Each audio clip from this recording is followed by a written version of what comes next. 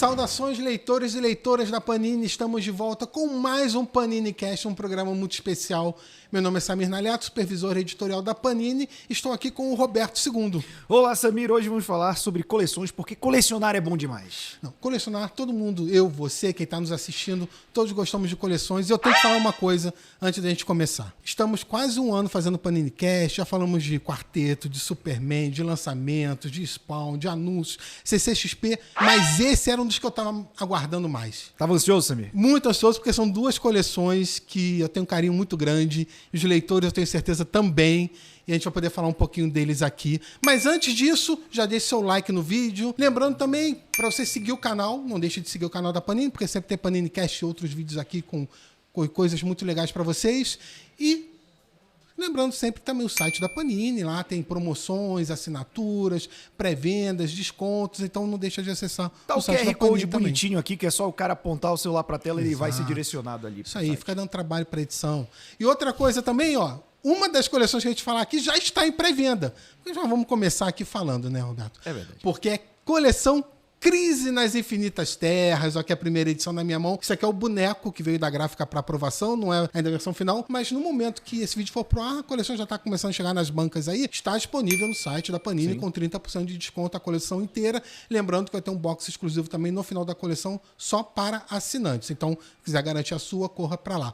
Mas, Roberto, já que Crise nas Infinitas Terras na DC Comics está chegando, vamos falar um pouquinho sobre a saga, vamos. O histórico dessa saga. Inclusive, uma coisa muito importante de falar também, o primeiro volume nas bancas vai chegar com essa cartela lindona aqui, ó. O anti-monitor, e a edição vai vir coladinha aqui, tá como se o anti-monitor estivesse segurando a edição aqui. Olha que maravilha, pessoa esperta. E aqui atrás tem todas as informações, os 14 volumes, os autores que participam, porque além do Marv Wolfman e do George Pérez, tem outros autores, a gente vai falar um pouquinho disso. Primeiro volume custa R$ 49,90, depois R$ 79,90 para o segundo volume, e a coleção se desenrola com os seguintes R$ 99,90. Gostei que tu falou do anti-monitor, que ele fica tipo de surpresa aqui, né? Quando você tirar a edição, vai estar, achou! Eu sou o vilão. Vai ser muito bom. Eu sou fã das cartelas. Eu guardo todas, eu sou colecionador de cartela. É justo. É estranho, mas é verdade. Eu sei que muita gente faz isso. É verdade mesmo, gente, ele guarda. Muita gente faz isso também, que pega nas bancas, eu tenho certeza.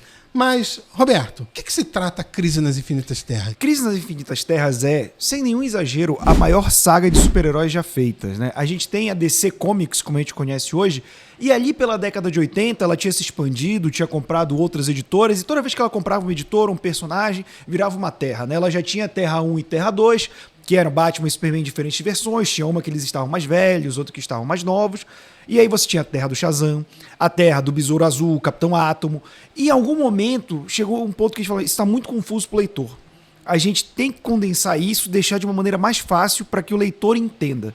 E aí pegaram a dupla que era responsável pelos Jovens Titãs, que era o título de maior sucesso da DC naquele momento, que era o Marv Wolfman, roteirista, e o George Pérez, desenhista, e falaram, a gente precisa de uma saga que unifique tudo isso aqui e que deixe mais fácil. E aí vem um épico em 12 partes, sem contar os tains, que é Crise nas Infinitas Terras, que de certa forma também está completando 40 anos, porque ela começa em 1985 e termina em 1986 na DC Comics. Então, assim, ela fez valer o slogan dela, mundos viverão, mundos morrerão e o universo jamais será o mesmo. Exatamente, foi um momento de virada ali para DC.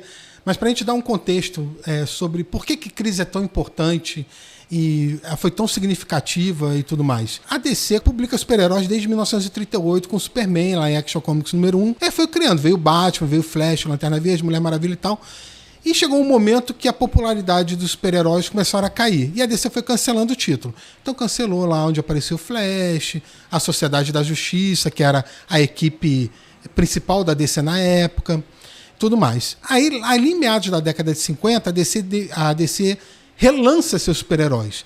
Então, o Flash surge com um novo traje, o personagem usa o nome Flash, mas não era mais o Jay Garrick, que era o Barry Allen, ele é policial, ele tem um traje diferente, e foi sucesso, fizeram a mesma coisa com Lanterna Verde, com o Gavião Negro, e relançou seus heróis na Era de Prata. Sim. Então, passaram a existir duas versões desses heróis. Beleza. Até que chega um momento, que é no Flash 123, que a DC decide fazer um encontro entre o Flash antigo e o Flash novo, que inclusive a Panini está lançando um facsímile dessa edição propositalmente, porque é o início do multiverso. É um facsímile que liga diretamente à coleção de Crise. Sim. Nessa edição, eles dão um início ao conceito de multiverso. Então, eles estabelecem ali que o Flash novo, o Barry Allen, é da Terra 1 e o Flash antigo é da Terra 2. Da mesma maneira, se convencionou que todos os novos heróis, então, estão na Terra 1 e todos os heróis antigos estão na Terra 2. E a partir desse encontro dos dois Flash, que é Flash de dois mundos, que fez muito sucesso, obviamente, os fãs gostaram, a DC começou a expandir isso.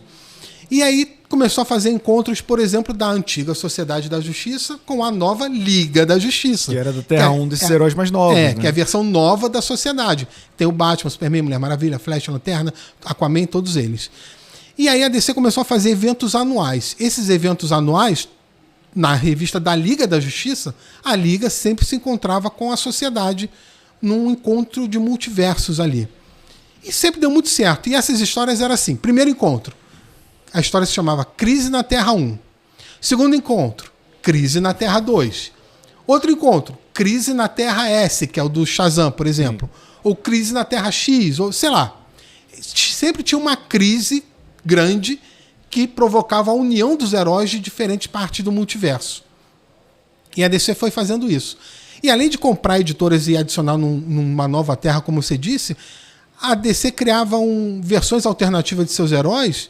E isso era jogado numa terra qualquer, terra XYZ qualquer. O próprio Batman e Superman tinham isso, né? Eles deixaram meio que o Batman e o Superman que envelhecem na Terra 2, que curiosamente é uma terra que em teoria vem antes, e o Batman e o Superman mais próximo dos moldes que a gente tem hoje, que fica ali numa certa idade meio cinza que o leitor define, ficou na Terra 1. Exatamente. E aí também teve o lance, por exemplo, o Sindicato do Crime, que são versões malignas dos heróis da Liga. Ah, de onde esses caras são? Sei lá. Terra 3. Então se convencionou que a Terra 3 é assim. Essa terra invertida, assim que foi nascendo, as terras foram nascendo assim. Só que isso foi perdendo o controle. A DC perdeu o controle disso. Então os autores faziam qualquer coisa, jogavam numa terra paralela, e aí se referenciava aquela história, mas aí o autor que vinha seguinte fazia uma coisa que contradizia aquilo. Os leitores ficavam confusos. Estava dando muita confusão ali, até porque no início a DC não existia esse negócio de cronologia, né? A gente falou década de 30, 40, assim, é a história da edição e segue. Não tinha essa preocupação que foi se fortalecendo o tempo com os leitores. Até que chegou um momento ali, final da década de 70, que estava tão confuso que o Marvel Wolfman, ele falou assim, cara, ele recebeu uma carta de um leitor para uma história do Lanterna Verde. E ele estava questionando o Marvel Wolfman, por que isso aconteceu aqui, mas na edição não sei de que ano foi dito o contrário. Aí o Wolfman disse, pô, realmente tá difícil para os leitores entenderem, tá difícil para os autores escreverem histórias, né? A DC precisa arrumar a casa.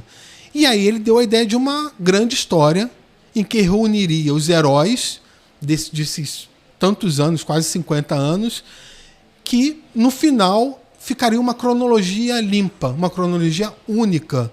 Em vez de um multiverso, você teria uma terra só, com seus heróis, suas histórias sendo contadas. Só que era um trabalho maior do que ele imaginava, né?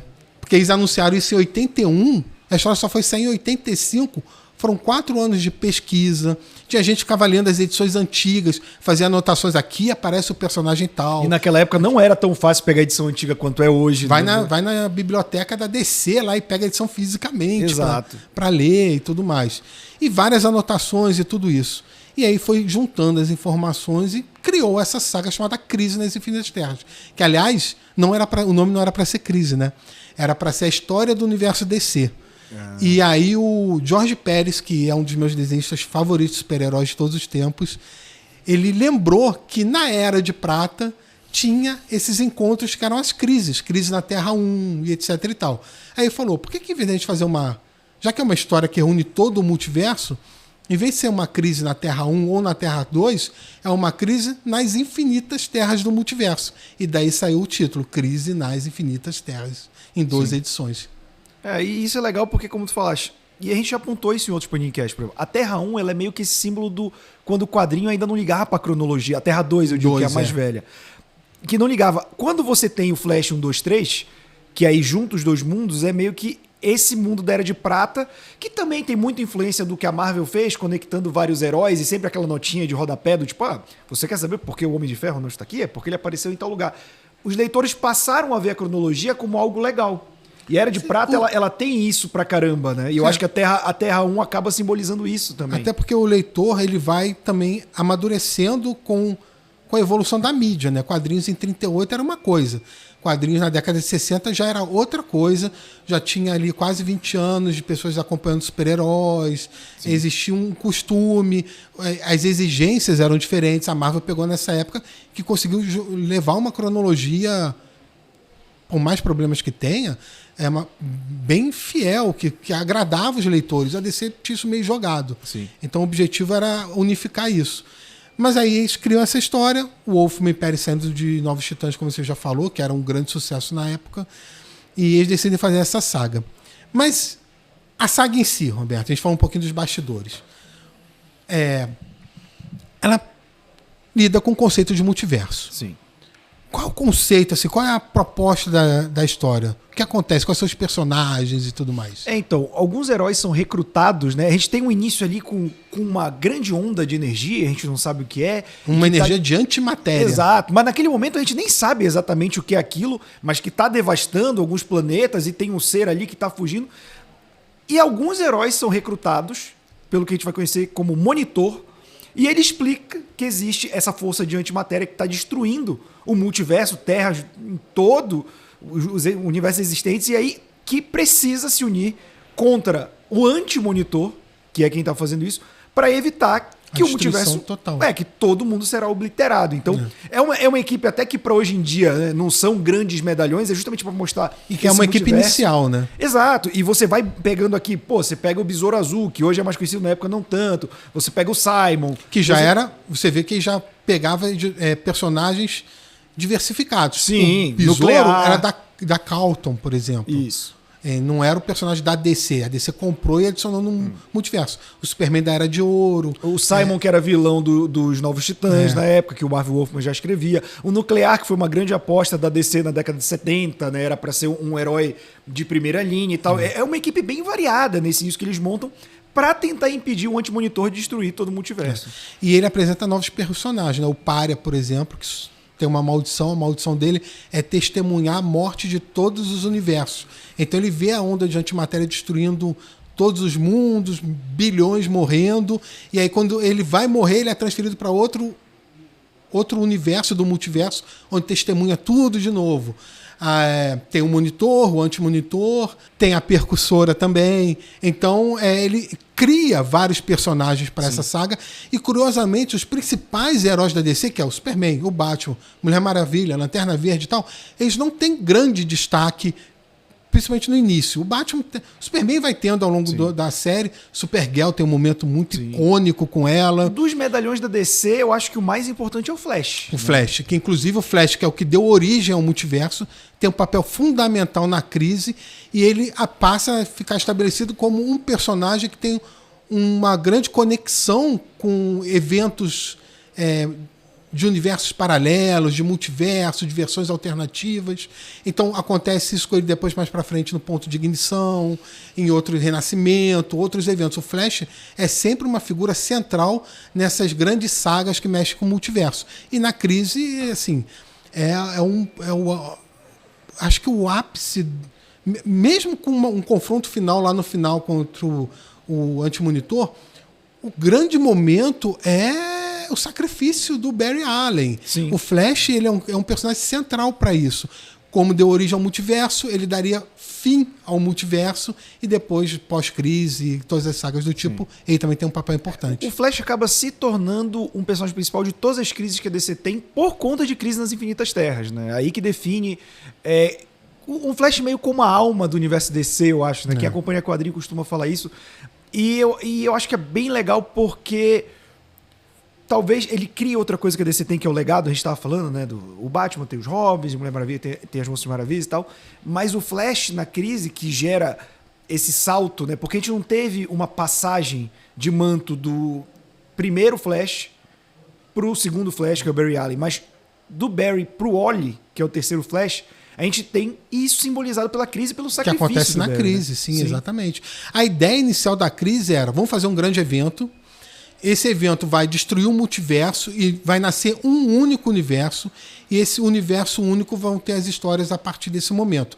E aí o objetivo é, acabou a crise, nova cronologia contando a origem de todos eles, e aí dá origem ao Homem de Aço do Byrne, Batman 1 do Frank Miller, a Mulher Maravilha do próprio Pérez, o Etrigan também teve a origem contada, Gavião Negro, né? Todos eles, e todas excelentes histórias. Sim. A gente acabou de lançar do Gavião Negro no encadernado. A DC foi muito feliz nessa época, porque não foi só crise, tudo que veio depois era muito bom. Sim. E deu uma grande alavancada na DC Comics na época, criativamente, sucesso de público, de crítica, sim, grandes autores. Então abriu realmente um caminho para a DC que estava tendo dificuldades anteriores. Tudo foi parte de uma grande reestruturação que a DC estava fazendo como editora também, né? Sim, então sim. Foi a culminação disso. E como eu falei que a ideia veio em 81, o anúncio foi em 81, mas era tanta coisa que precisou uma pesquisa longa, durou 4 anos.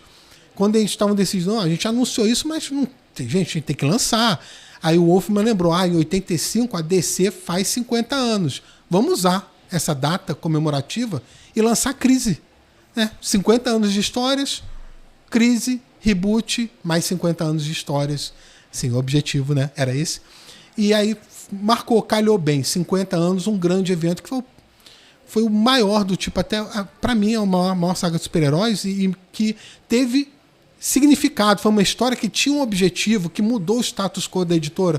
Muita gente fala, né? Mais uma editora, vai ter história, mais uma saga, vai acontecer alguma coisa, mas depois tudo volta ao normal. Crise não. Sim. Crise nada voltou ao normal, né? Crise reiniciou tudo. E acaba, a importância dela é, muita gente, a gente já comentou aqui também, que nem conhece tanto as versões pré-crise de tão forte que as versões pós-crise são, da Mulher Maravilha, do Batman, do Superman, até de heróis menores, como a gente comentou. Tu falou do Gavião Negro, mas também teve reinterpretações não tão coladas na crise, mas um pouco depois do Besouro Azul, do Questão, o ônibus que a gente lançou recentemente também. É porque você tira as amarras, né? Porque você comprou de outra editora, era outra visão, e agora você uniu, o Questão estava ali no mesmo mundo que o Besouro, que o Capitão Átomo, agora ele também está no mesmo mundo da Mulher Maravilha, tá do Batman, então você também tem toda essa gama para trabalhar, né? E aqui no Brasil, principalmente, pouca coisa de pré-crise costuma ser publicada, né? Sim. Isso é histórico no Brasil. A Abril pegou na época da pré-crise ainda, mas rapidamente pegou a saga da crise e relançou os heróis. Então, quem não é da época da Ebal não tem esse costume de ler os heróis pré-crise, que é uma coisa que a gente tem procurado trazer também, e muito disso está na saga Crise nas Infinitas Terras, na coleção. Nessa coleção são 14 volumes e ela pega desde os primeiros encontros da Liga com a sociedade que eu falei, né? Crise na Terra 1, até fala aqui na quarta capa, Crise na Terra 2 e tal, primeiros encontros deles, os encontros anuais, até chegar em Crise e depois as histórias que são tie-ins com a Crise, né? Que muita coisa é inédita no Brasil, inclusive. Muita coisa. Quase, sei lá, de cabeça, assim, metade dessa coleção é... Eu diria que uns 70% até essa. É inédito, não saiu no Brasil. Então, quem fizer... Porque esse é o objetivo da coleção. Vamos dar todo o contexto do que era o multiverso e a crise. Por que a crise aconteceu? Tem os encontros do período, né? Da década de 50 e 60, tem a crise e tem todos os heróis que participaram ali que não estão na saga principal, mas o que o Superman estava fazendo, o que o Lanterna estava fazendo, o Monstro do Pântano, o Batman, tudo isso durante a crise nas Infinitas Terras. Então isso vão ser durante 13 edições das 14, e o último volume ela é uma edição de complemento com muita coisa de bastidor. Isso que a gente está falando de 4 anos de estudo, os personagens que iam entrar, os rascunhos, as reuniões, tem vários atas. Textos. Também vai ter aquela que eu falei, que a história, o título original seria a História do Universo DC. Sim. Depois o Pérez e o Wolfman lançaram uma História do Universo DC, que eram 2 edições, mostrando qual era a cronologia desse novo mundo. Sim. Isso vai estar no 14º volume, junto com as coisas de bastidores. Então, cara, nunca teve uma coleção tão completa de crise no Brasil, trazendo tudo que é importante, todo o contexto histórico dessa saga, as histórias originais, pré-crise. Essa aqui é uma... muito feliz de trazer isso, porque em 40 anos. É história, isso é história dos quadrinhos. É a primeira vez que vai ser publicada completa, porque a gente falou, tem muito spin-off, que eu não sei, tem coisa, uma que eu sempre ficava maluco quando eu lia, que era Pô, a base da Liga é destruída. Mas eu não sabia que base era essa, porque a Liga Detroit, que era antes, não tava aparecendo tanto. Sabe? Muita coisa fica perdida aí. Ó, nesse primeiro volume tem um texto de introdução de quem? Do Mark Waid. Pensei que era do Marv Wolfman. Mark Waid, uma das maiores enciclopédias da DC. Que escreveu a mais recente história do universo DC. A nova história do universo DC. E aqui ele traz todo esse contexto também, um pouquinho do que a gente falou, para introduzir os leitores ao primeiro volume da coleção. Então você não pode perder essa coleção. Cara, uma coisa linda que vai ficar. Vai ter a caixinha, como eu falei, para quem assinar. Eu fico imaginando na época como era o Wolfman e o Pérez juntar todos esses personagens, cara. Porque não, imagina a quantidade de papel que devia ser em cima da mesa para os caras pesquisarem, tipo, Pérez, fazer. Tem que desenhar todo mundo. Então coloca um cara no cantinho aí o colorista, quem é esse cara? Tem que colorir, porque tinham versões alternativas, como o uniforme de todos eles. Cara, foi uma trabalheira. Tinha que ter um guia, tinha que ter uma série de coisas. Mas, aliás, uma parada legal que eu acho... O pessoal tá vendo aqui a capa que tá no enquadramento, mas levanta a quarta capa pro pessoal ver, porque as capas, elas são reimaginações, reinterpretações de capas clássicas, né? Eu acho Essa que é a capa original. Sim. E a capa principal é nova, por um desenhista novo, mais inspirada na capa antiga. Então, todos os volumes são assim. Então, Crise completo, pela primeira vez... Aproveitando os 40 anos aí, porque conta, né? Concluiu em 86, então conta 40 anos também. Eu acho que muito fã de quadrinho vai ficar tão empolgado quanto a gente está para poder ler essa obra completa, principalmente com os extras, saber como rolou. Isso é um negócio que eu gosto muito. Saber o que rolou, as discussões, ver roteiro, rascunhado, aquele estudo de personagem também, eu acho muito bacana. Então corra para o site da Panini, faça sua assinatura e garanta os 14 volumes da coleção com 30% de desconto. Você também já encontra o primeiro volume aí nas comic shops, bancas, enfim, já está chegando para você comprar, se quiser comprar individualmente. Mas eu sugiro que faça assinatura para ter um box no final também, que vai ficar bem legal. Então, depois de ter falado de Crise, vamos falar também de outra coleção.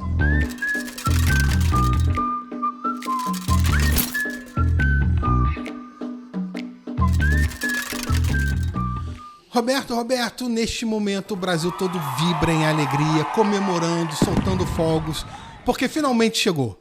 Chegou o momento da coleção Ultimate Marvel, a nossa Ultimate Collection, trazendo o universo Ultimate da Marvel original numa coleção bonitona que vai agradar a todo mundo, eu tenho certeza. Está muito aguardada, eu estava aguardando também, todo mundo aguardando. Eu sei que tem leitor nosso soltando foguete, aproveita que já estamos em clima de Copa, pode soltar rojão, que a galera estava esperando muito essa coleção. Já está no site da Panini, o pacote de assinaturas é uma assinatura antecipada, então você acessa lá na Panini, 30% de desconto, você vai poder fazer a assinatura da primeira fase da coleção, que são 40 volumes, e depois esses volumes vão entrar em pré-venda em edições individuais, como faz com todos os lançamentos da Panini. Mas no momento, uma assinatura antecipada já disponível com 30% de desconto, então aproveitem lá no site da Panini para garantir. O universo Ultimate é muito importante nessa. Cara, o universo Ultimate é uma reimaginação dos heróis da Marvel situada ali no início dos anos 2000. Sim. Quando teve a virada do milênio, a Marvel estava passando por várias mudanças. Porque, vamos lembrar, no final da década de 90, a Marvel quase faliu. Sim. Ela pediu concordata, né? Quase faliu e precisava fazer alguma coisa, porque a editora estava indo muito mal. E aí o Joe Quesada assume como editor-chefe, teve o Bill Gemas ali também como presidente da Marvel, querendo trazer novidades. E esse conceito do universo Ultimate que eles criaram é trazer os heróis que já são conhecidos, que tinha uma cronologia lá desde a década de 60, pegar o Homem-Aranha, o Quarteto, os X-Men, os Vingadores e reapresentar esses heróis como se eles estivessem sendo criados naquele momento. Como seria o Homem-Aranha criado em 2000, no contexto da sociedade do ano 2000, com tudo que mudou de lá para cá, da década de 60 até 2000, né? Então, tecnologia, Homem-Aranha não era mais um fotojornalista, ele era um web designer, por exemplo. Eu adoro esse trocadilho do Peter ser um web designer do Clarim Diário, cara. O cara da teia, né? Exatamente. Então, como é que seria, se a gente estivesse criando esses heróis agora, no ano 2000, no ano 2001, como que eles seriam?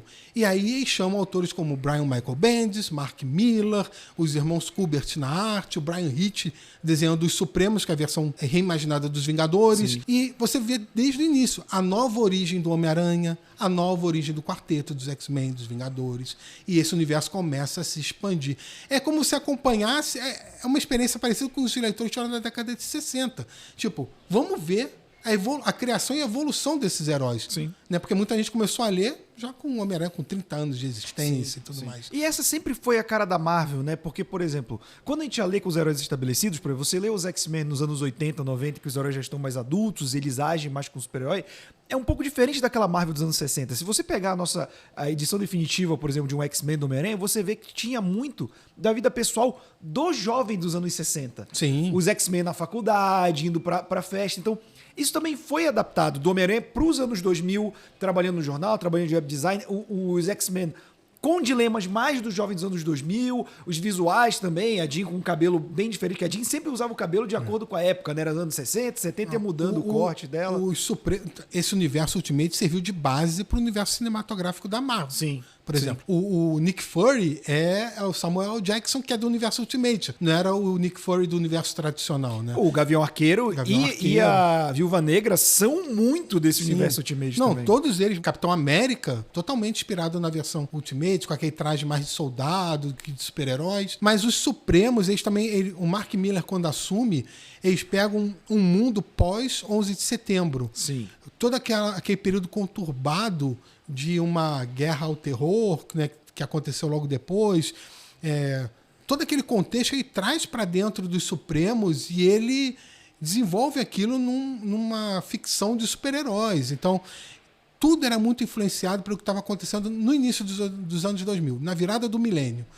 E o que eles fizeram foi um grande sucesso. E não era só reimaginar os heróis, eles tinham umas propostas comerciais diferentes. Então, as revistas não tinham o formato tradicional americano, que é 17x26, era no formato magazine, ia para pontos de venda que não eram só comic shops. Eles tentaram expandir isso também. Depois acabaram voltando com o passar do tempo, mas tinha toda uma proposta comercial de histórias que tentava expandir o alcance dos heróis com o público, atrair novos leitores. E hoje em dia, é curioso a gente falar disso, né? Então, porque eu era leitor lá nos anos 2000, você também era leitor? Sim. E, cara, já tem 25 anos disso.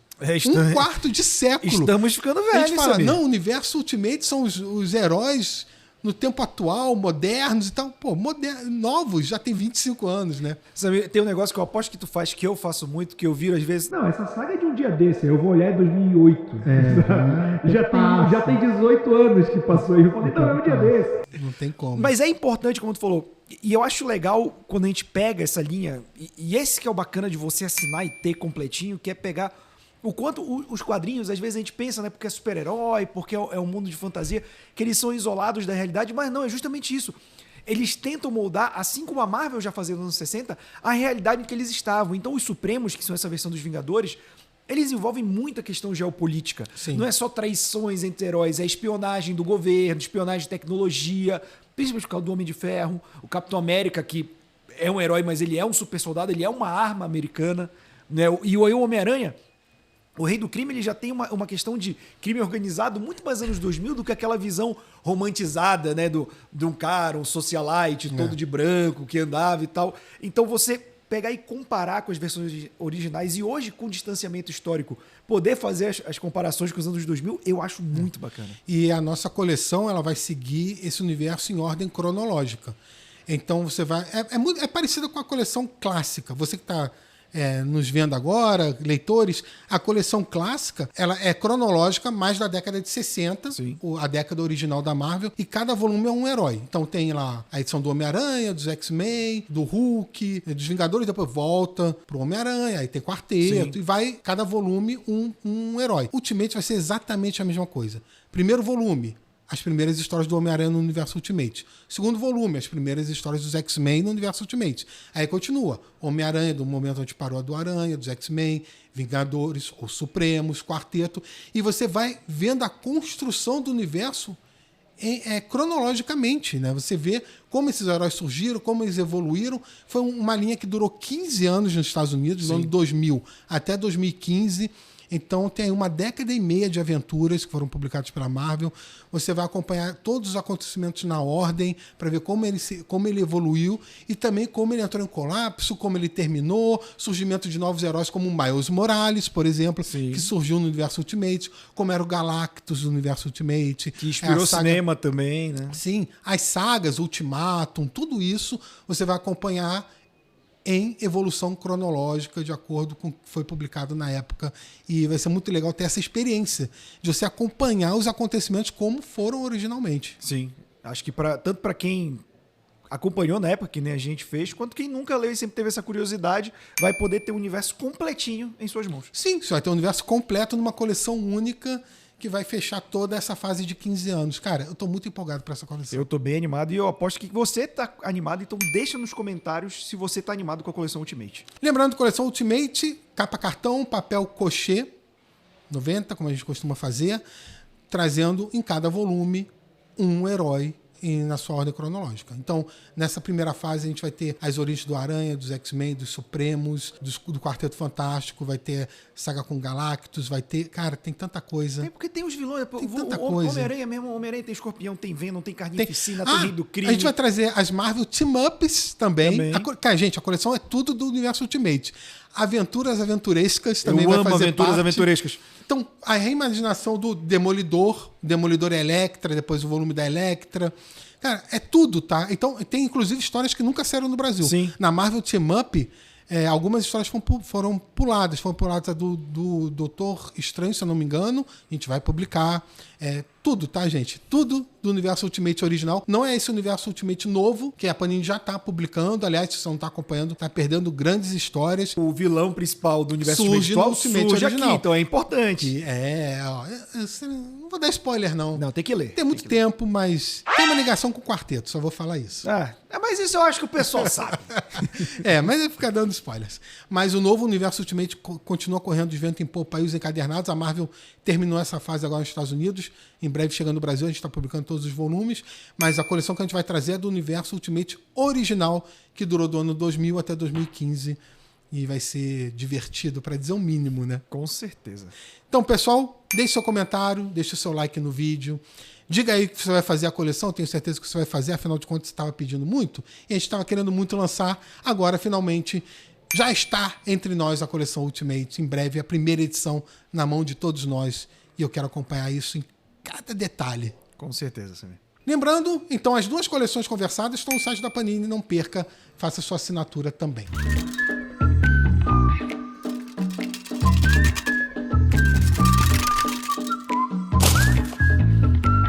Estamos chegando ao final do Panini Cast, Roberto. Mas antes disso, aproveitar para mostrar algumas coisas que chegaram na Panini aí esses dias. Recebidinhos.